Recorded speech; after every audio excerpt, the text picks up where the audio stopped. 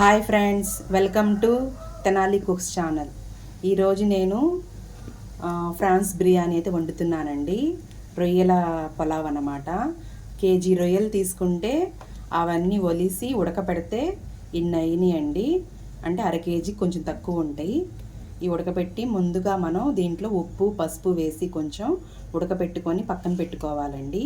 తర్వాత మనం బిర్యానీకి ప్రాసెస్ స్టార్ట్ చేద్దాము. చూద్దాము రండి.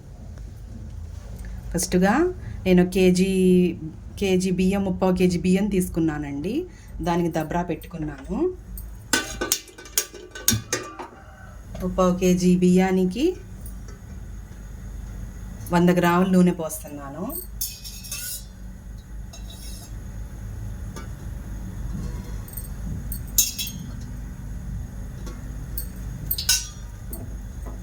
యాభై గ్రాములు అయితే నెయ్యి పోస్తానండి. అది మీ ఇష్టం అండి. నెయ్యి అయినా వేసుకోవచ్చు, నూనె అయినా వేసుకోవచ్చు. నేను నెయ్యి ఉందని నెయ్యి ఒక 50 గ్రాములు వేస్తున్నాను.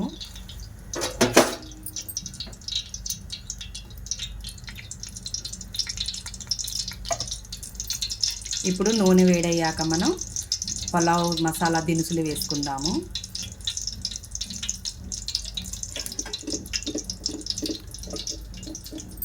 నాలుగు లవంగాలు, స్టార్ పువ్వు,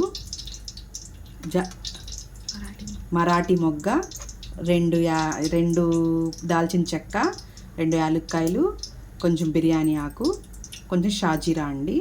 ఇవి వేసుకుందాం మనం. ఇది కొంచెం ఫ్రై అయ్యాక ఆనియన్స్ వేసుకుందాం. ఇప్పుడు ఆనియన్స్ అయితే వేసుకుందాం. 2 పెద్ద సైజు ఆనియన్స్ వేసుకున్నానండి.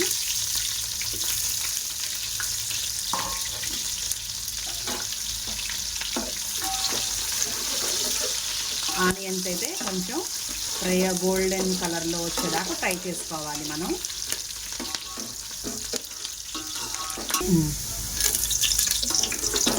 కొంచెం రెడ్ కలర్లో ఫ్రై అయ్యాయండి. ఇప్పుడు మనం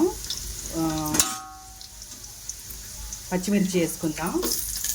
పచ్చిమిర్చి కొంచెం ఇలా ఘాటు పెట్టి వేసేసుకోండి. ఒక 5 పచ్చిమిర్చి అయితే వేసుకోండి.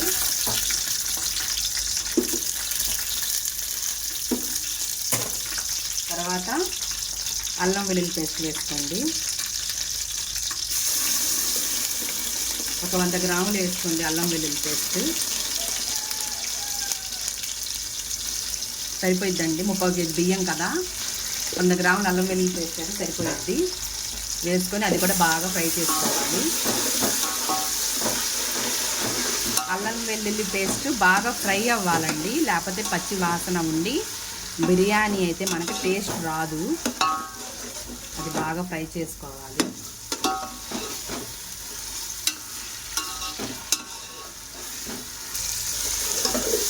అల్లం వెల్లుల్లి పేస్ట్ కొంచెం ఫ్రై అయ్యిందండి. ఇప్పుడు మనం రొయ్యలు వేసేసుకుందాం. అంటే ఆ పేస్ట్తో పాటు రొయ్యలు కూడా ఫ్రై అవుతాయని అల్లం వెల్లుల్లి పేస్ట్ కొంచెం ఫ్రై అయ్యాక ఇవి వేసానండి నేను. ఇవి కొంచెం ఫ్రై అవుతాయి. ఇది కొంచెం ఫ్రై అయ్యాక మనం టమాటాలు వేసుకుందాం.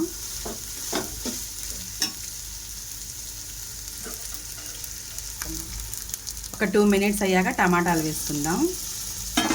తర్వాత పుదీనా కొత్తిమీర ఒక గుప్పెడు వేసుకుందాము. వేసుకొని టమాటాలు కొంచెం మెత్తపడే వరకు మనం ఫ్రై చేసుకుందాం.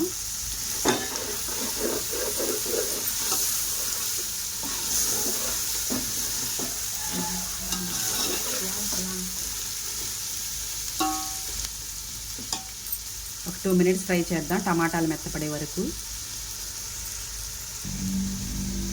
కొంచెం కొబ్బరి పేస్ట్ అయితే వేసుకుందాము. తర్వాత కొంచెం పెరుగు వేసుకుందాము. 2 గరిటెలు పెరుగు వేసుకుంటున్నాను. కొంచెం కారం అయితే వేస్తానండి. ఒక స్పూన్ వేసుకుందాం. కొంచెం తినేవాళ్ళైతే ఇంకొంచెం వేసుకోవచ్చు. మెల్లగా ఫ్రై చేయండి. అది ఎందుకంటే మనకి ఇవి రొయ్యలు కొంచెం చిదిమిపోతాయని నేను అలా చెప్తున్నాను. కొంచెం మెల్లగా ఫ్రై చేసుకోండి. కొంచెం సేపు ఈ కొబ్బరి మసాలా, ఈ పెరుగు కొంచెం ఉడకాలి కదండి. ఇంకో 2 మినిట్స్ మనం ఫ్రై చేసుకుందాము. నేను ఈ గ్లాస్తో అయితే బియ్యం తీసుకున్నానండి, బాస్మతి బియ్యం. ఈ గ్లాస్తో 3 గ్లాసులు తీసుకున్నాను, అంటే 30 kg బియ్యం తీసుకున్నాను. దీంతోనే వాటర్ 4.5 గ్లాసులు వేసుకుంటాను. అంటే 1కి 1.5 గ్లాసు వాటర్ పోయాలి కదా, అందుకని 3 గ్లాసులకి 4.5 వాటర్ పోస్తున్నాను. పోసేస్తున్నాను వాటర్ పోసాక గ్యాస్ అయితే పెద్దది పెట్టేసేయండి. పెట్టేసి ఒకసారి బాగా కలుపుకొని మనం ఉప్పు వేసుకోవాలి. ఎంత మనకి ఎంత సరిపోయిద్దో ఉప్పు అంత వేసుకోవాలి. 1/2 kg బియ్యానికి ఎంత ఉప్పు సరిపోయిందో అంత వేసుకోండి, చూసుకొని వేసుకోండి. తగ్గినా మనం ఒకసారి టేస్ట్ చూసి మళ్ళీ వేసుకోవచ్చు, ఎక్కువ మాత్రం వేయకండి. ఉప్పు వేసాను కదండి, ఒకసారి బాగా కింద దాకా కలిపేసుకొని మనం ఎసరు వచ్చేదాకా మూత అయితే పెట్టేద్దాము.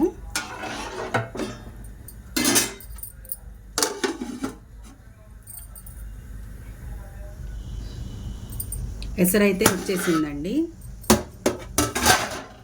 ఇప్పుడు మనం కడిగి పెట్టుకున్న బాస్మతి బియ్యం, ఒక అరగంట ముందు కడిగి పెట్టానండి బాస్మతి బియ్యం. ఇదైతే నీళ్ళన్నీ వంపేసి మనం బియ్యం వేసుకుందాము.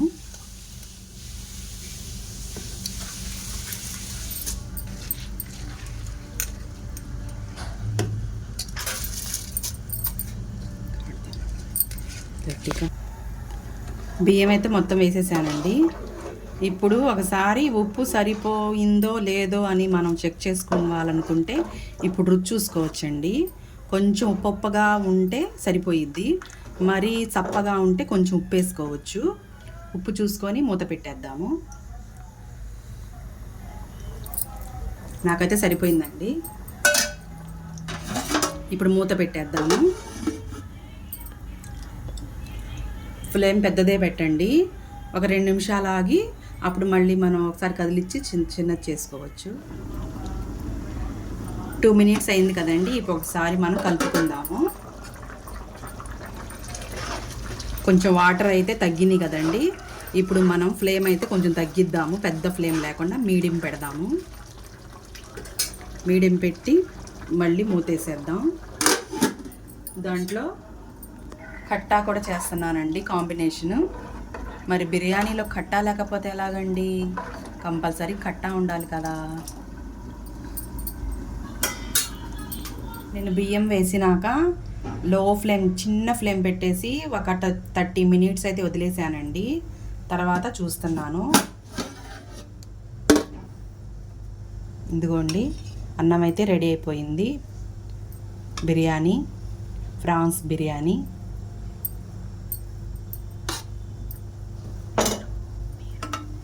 మీరు కూడా తప్పకుండా ట్రై చేయండి. ఫ్రాన్స్ బిర్యానీ బాగుంటుందండి.